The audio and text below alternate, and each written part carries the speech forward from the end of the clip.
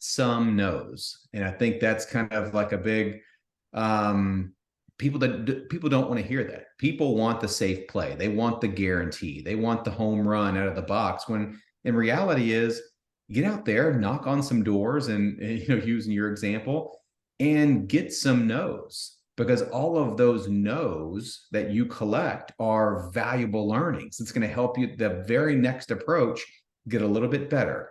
Collect another no, get a little bit tighter, get a little bit more fine-tuned. But if you're not out there collecting no's, and you truly do expect to win all the time,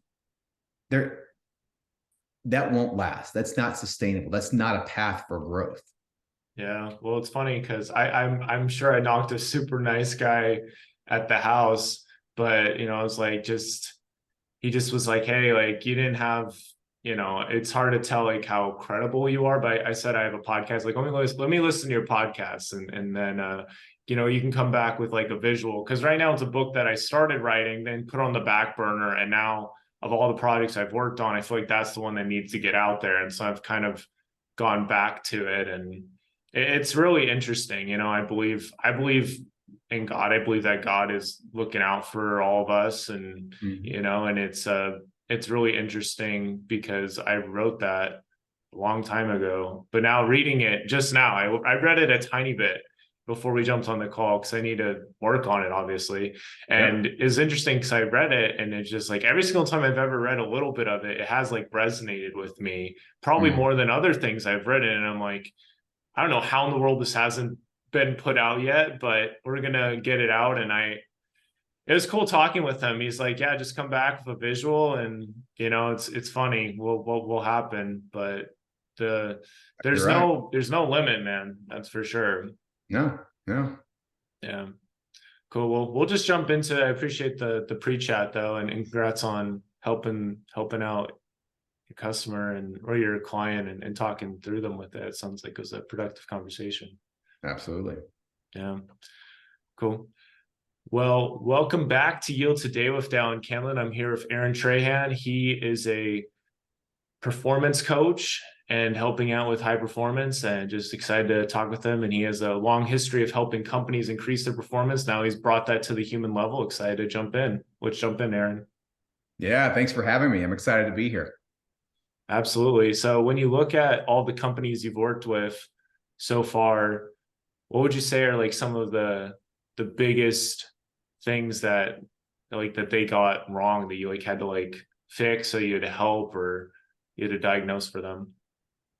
Yeah, it's interesting. I think because my career has spanned from early on in my career working for, medium to large size companies, publicly traded, much more of a corporate structured type of environment, where later on in my career, before launching my own firm, I got to spend time in the startup world. I was, employee number 13, the first executive hire for one of the startups that I worked at. And so, you kind of get to see both ends of the spectrum.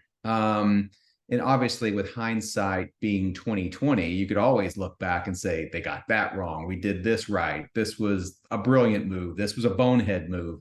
That's easy. But I think the one thing that I can come back to, and it's not just lessons for these companies, but it's for all companies, and that is to be able to stay in learning mode is so difficult, right?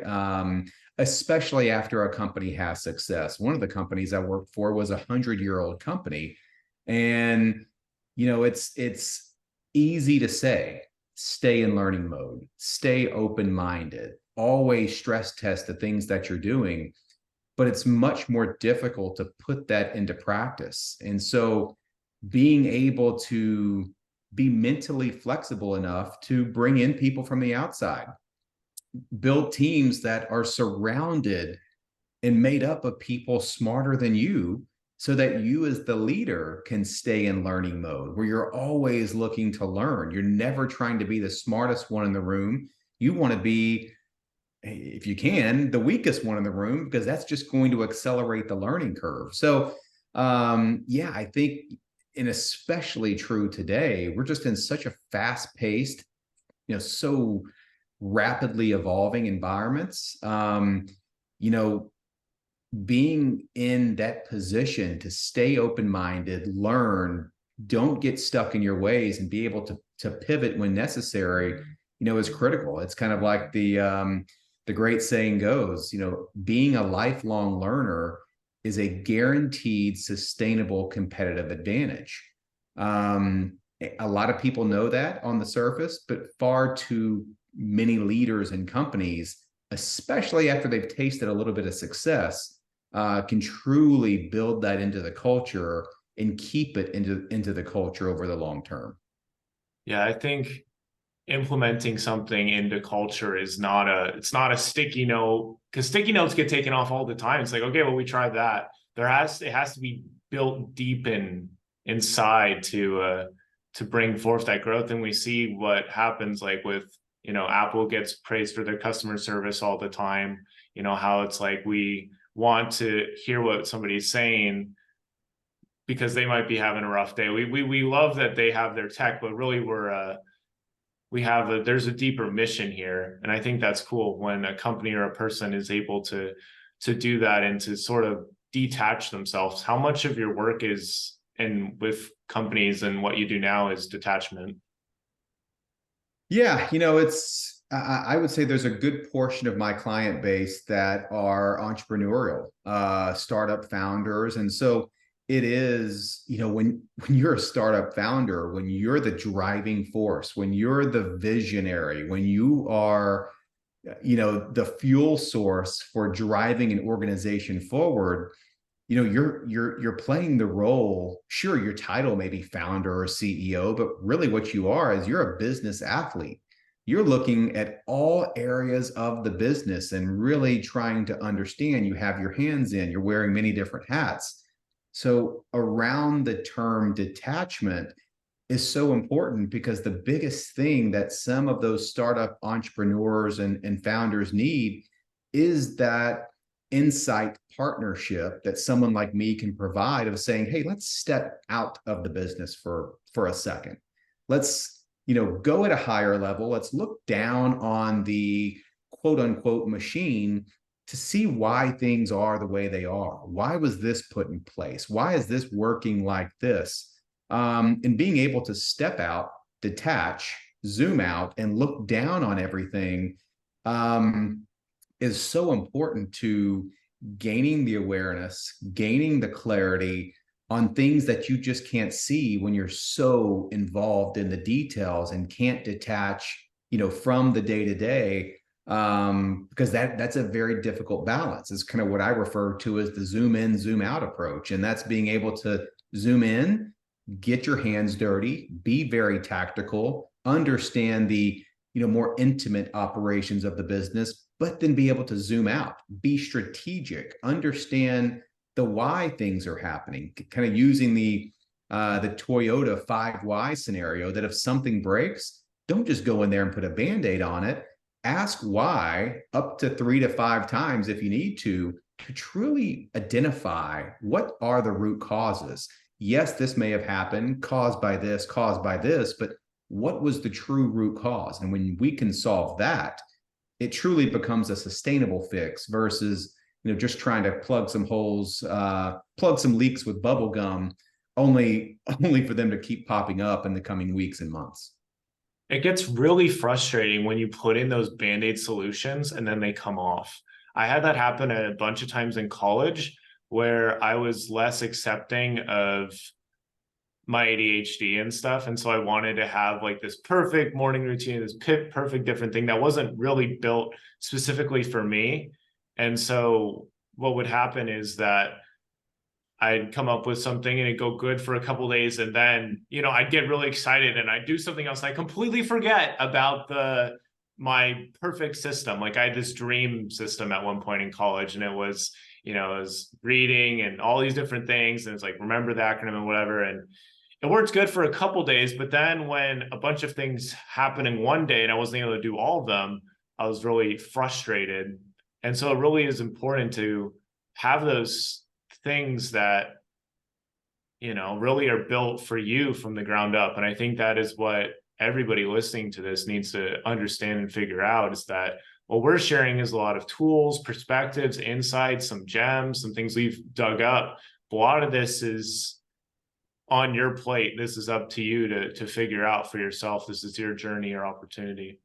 Yeah, I think we all have a role in life. And look, we're all the CEOs of our own personal development and leadership development journey, right? No one is going to be a higher decision-making authority over our actions, our habits, our routines than we are. So you have to own it because nobody else will.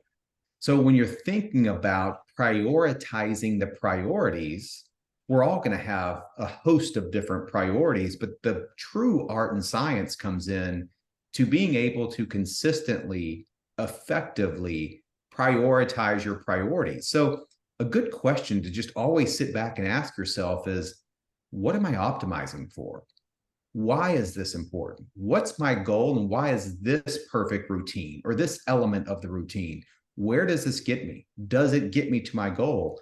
And when you can always just kind of stress test yourself, what am I optimizing for? It gives a sense of awareness and clarity around, understanding why it is you're doing what you're doing. And when you lose that connection to the why, it's where you'll always tend to drift off, where things stop getting executed because that, we talked about detachment a moment ago. But that understanding of the why, knowing what I'm optimizing for and why I'm doing this, creates the attachment to why you're doing what you're doing. And I think there's also a big business lesson in there too. And people need to come to grips with the fact that ideas are the easy part. Coming up with the great big, sophisticated ideas, that's a commodity. Anybody can do that. We can type in something in Chat GPT right now, and it can spit out ideas for us. Where the true valuable assets are is in that high quality decision making, in the execution, and in the consistency of being able to put the action and operation behind those ideas. So I tell people all the time, give me a good idea that can be executed at an extraordinarily high level over a great idea that's just got tons of executional challenges with. It's always going to be that good idea that can be consistently executed at world class is where it takes you off to your ideal state, either for you as a person or for a business that you're running. It's cool. It's interesting. I read a little bit on your Medium about the concept of the marriage review. And I really love that. I have been doing some calls with my dad just about, we have a couple different questions we go through, what we learned, what we enjoyed from the week, and something we're kind of working on. And that provides some perspective and clarity to our relationship and stuff as father and son. So kind of go into that with me, because I love some of the questions about how, what was the biggest, what's your biggest worry right now? What was the biggest joy you had from the relationship? What was one of the biggest letdowns? Or, kind of break that down. You don't have to go through each question, but maybe where that came from and how that's blessed you. Yeah. So for me, if we just sit back for a second, we tend to think of our job is just the thing that we do for employment. And I think that's where a lot of people risk losing balance. And as I kind of think about my life, one of the things that I optimize for, like my infinite gain, the thing that I'm going to continuously chase, is I want to be exceptional at all the jobs that I have. And for me, it's not only as the leader and founder of my firm and the value and my craft that I can deliver to my clients, but it's also being a great father to my kids and then being a great husband to my wife. And so when you think about two of those things, more personal versus one being business, it's very easy to look at the business side of things. And we use all these different tools and tactics and KPIs and OKR systems. But then when we look at these other important roles in our personal life, is We do none of that, but we expect to be just as good. I think that's foolish. Why can't you bring some of the things that work so well in business into your personal life? And so what you brought up is one of those examples where in the business world, it's very common to be a part of a weekly or a monthly business review. My wife and I do that same thing, but just shine that spotlight on our marriage.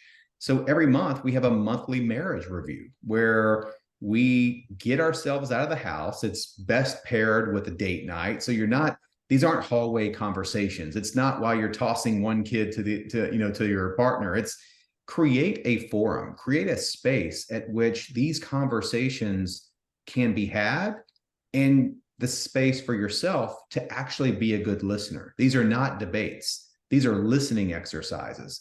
So yeah, asking those questions of what was your biggest high from the past month? What was your biggest low? What are the things that you worried most about? What are the things that I can do as a partner to improve and be a better partner for you? It's all the things that need to be said, but in the hustle and bustle of just everyday life, you never create the space to not only say what needs to be said, but for me, if I'm trying to be the best husband that I can be, sometimes I got to shut up and listen. And this is a great area or great forum that allows my wife to say to me what needs to be said, whether I agree with it or not. This is not a debate. This is, her perception of our reality. Whether I agree, whether I think it's the reality or not, that's the perception, and I need to troubleshoot. I need to recalibrate to make sure that I can be skilled at that very important role that I have as being the best husband I can be. So yeah, it's a concept that you can take from the business world and put into your more personal relationships if your goal is to generate the best results and best performance, which for me, that's the goal. So comes down to why wouldn't we all use some of these proven business performance tactics in other areas of life? Yeah, I think a lot of it does come down to providing that safe space. I mean, the closest thing I've had, to having a child is doing a gaming YouTube channel, doing this podcast and stuff. And, there's times where it's inherently super exciting, but then there's other times where it's like, okay, wow, it's a lot of work. And am I really going to show up and do this? And it's kind of one of those things for sure, is that you need to get feedback, learn from it, and then implement those new things to help the person know that you're listening. Because all those little things you do to change it up, like it's kind of like we were talking about earlier, like when you understand who you are and who you're catering to, then you can make it way better for that person. If they're like, hey, I actually really like when you just make me an orange, like pour some orange juice for me in the morning, like that would make my day, or something like that. It doesn't take a ton of time, and then we don't have to scramble around and be like, oh no, I don't know what to do, blah blah blah. We have a better idea of what we can do. Yeah, and I think you said something really insightful that was packed into there, and it's creating the right feedback loops. And we are wired, and especially as we get older in age and actually become more successful, we become a bit more allergic to hearing things that we don't want to hear. And so it's just human nature to seek out the confirmation bias, seek out the bits of information or the things that make us feel more validated, more intelligent, more smart. But the power that feedback loops provide, and why this is so important, is you constantly have to seek out, implement, and listen to feedback loops that are telling you things that you need to hear, but maybe don't want to hear. If you don't have a feedback loop system in your life, you are creating an artificially low ceiling for growth. So yeah, I can't stress that point enough, is make sure you're listening to the things you need to hear. And this is a great mindset test as well, as everybody listening to this can think back over the past couple of years. What was your initial reaction to a piece of critical feedback? You don't have to answer out loud. You don't have to answer to us, obviously, but really be honest with yourself. What was your emotional response to that? Were you defensive? Did you go to battle? Did you want to attack the source of that feedback? Or did you really sit back, and even if you only agreed with 20% of it, did you mine that feedback for nuggets of wisdom and knowledge and look to apply it? Be honest with yourself on the response to that question. Because if you found yourself being defensive and just discarded it all, you may want to truly understand where you are from a mindset standpoint. You may think you have a growth mindset, but if that's what the actions are, I've got bad news for you. That's not really an example of a growth mindset. So we can always gauge ourselves on what our true emotional and psychological responses are to constructive and sometimes critical feedback. And the way that you handle that and the way that what you do with it is your answer to what type of mindset you actually really do have. Yeah, I think it's a lot about what you're nurturing at the time, what you're inviting. I was talking with somebody a little bit about this about a different topic, but it was the same analogy about the grandpa was talking with his grandson and telling him like, hey, there's two wolves. There's the one that represents all that's good, and that's peace, love, harmony, all that other stuff. And then there's the one that represents like darkness, chaos, hate, anger, fear, all that stuff.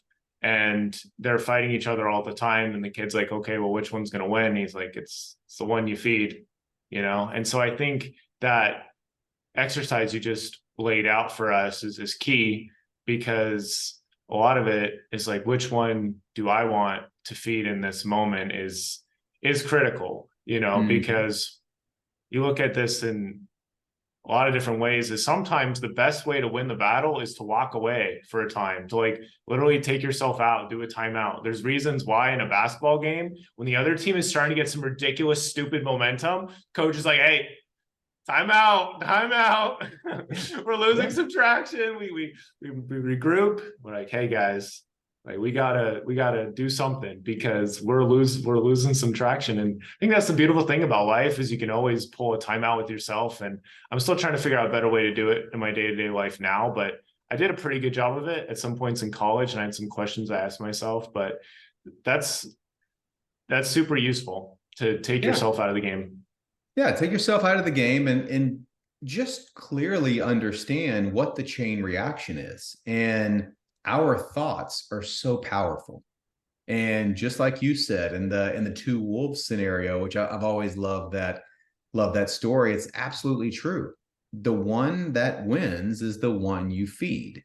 So when you think about how thoughts can come up and how that can impact the results you want to see, they're totally connected. And here's how. There's just a simple equation: is thoughts that continue to be thought over and over again turn into beliefs. Beliefs are what drive and lead your emotions.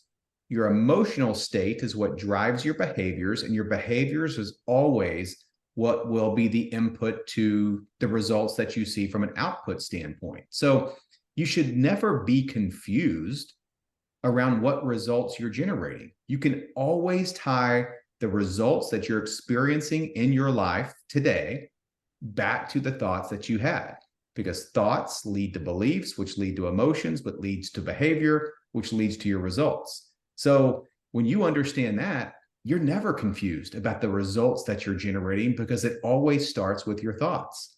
And 100-year-old quote that I try to use every single day from Henry Ford is, whether you think you can or think you can't, you will always be right.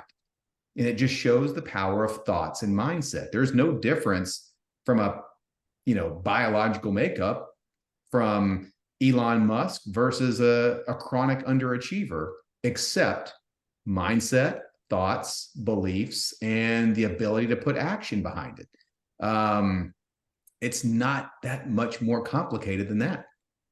Yeah, I think one way to really take this home for the listeners is to, look at some of the inputs you're putting into your life right now and what outputs you want to have, and looking out at like maybe the next like 30 days. I've done this before where sometimes I'll just sort of meditate by myself and think, okay, where do I want to be a day from now or a month from now or even a year from now? And it's wild, but your brain will try to think that far ahead.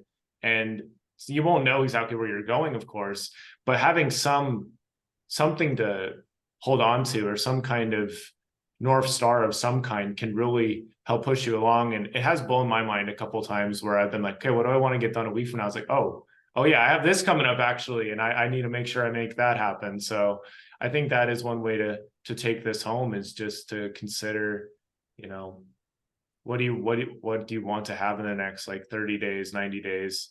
And a lot of it does start with thoughts, like you said. Yeah, and you know what you just mentioned is a principle that I like to talk about quite a bit, and it's that the goal drives the process.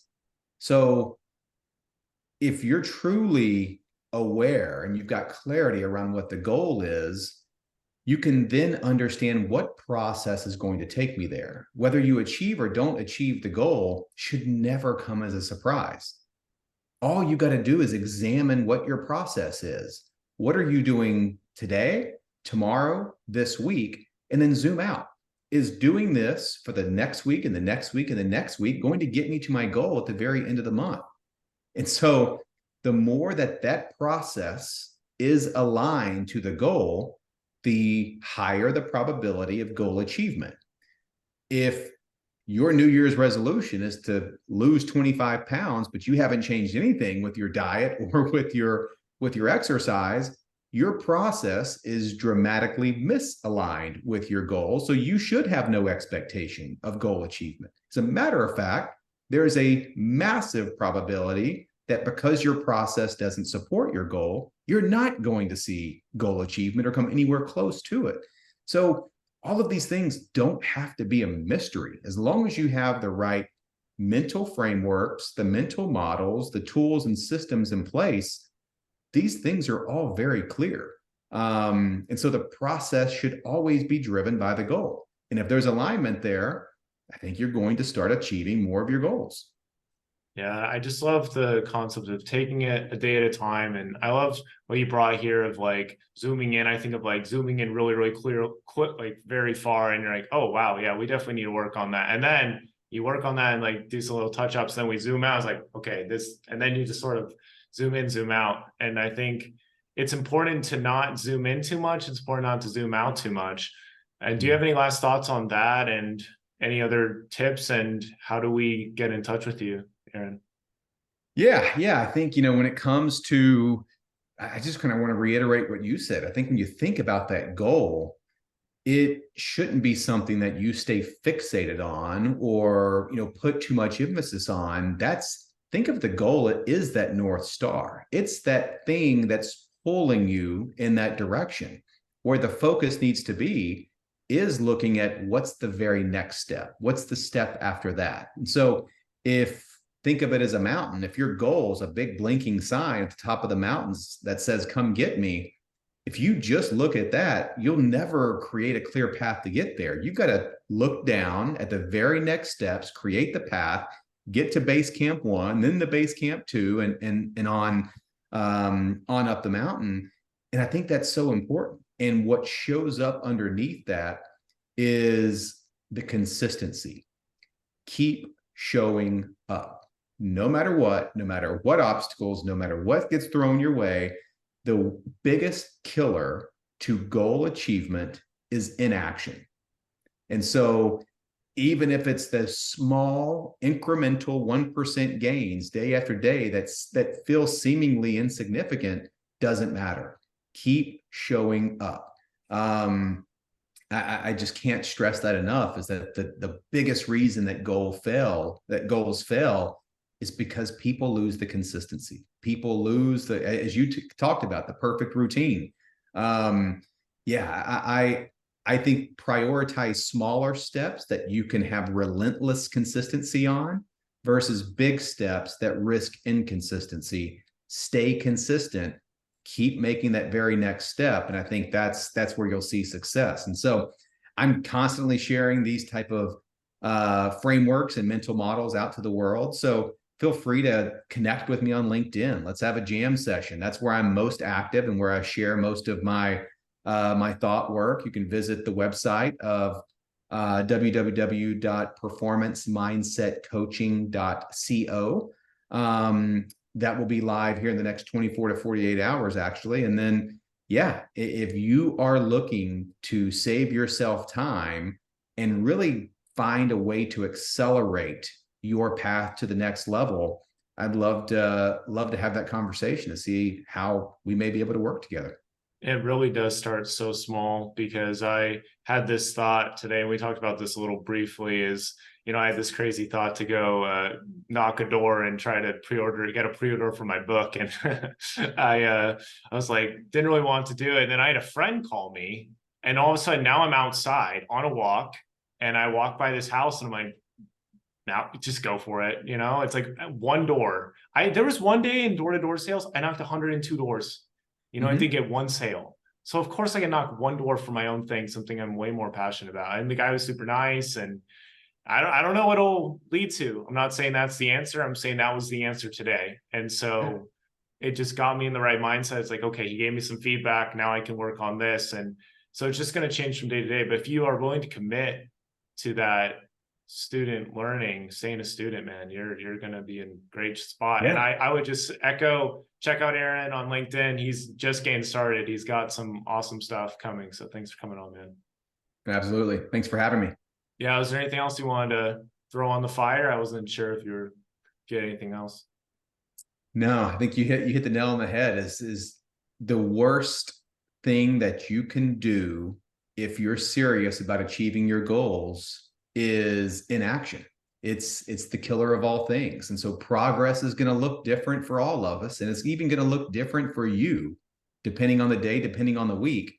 But yeah, never quit showing up, never stop being consistent with the approach. And you just never know what that consistency is going to unlock in terms of opportunities. And so, yeah, luck is often disguised as just being consistent. Beautiful. Well, thank you so much for coming on, Aaron. We'll have all that stuff in the show notes, and just keep up the good work, man. Love it. Thanks. Yeah. Well, that's that. I think you did a great job, like with the frameworks, the equations, all that stuff. And right now I'm using Zoom, so it's going to close in a minute, or less than a minute. But I appreciate you coming on, and just wish you the best of luck with everything, but we'll definitely be in touch. Yeah, I appreciate it. Thanks for having me. Yeah. And this will be out in probably the next couple months, but I'll let you know. Okay, cool. Yeah. Have a good rest of your day, man. Thank you. Appreciate it. Mm-hmm.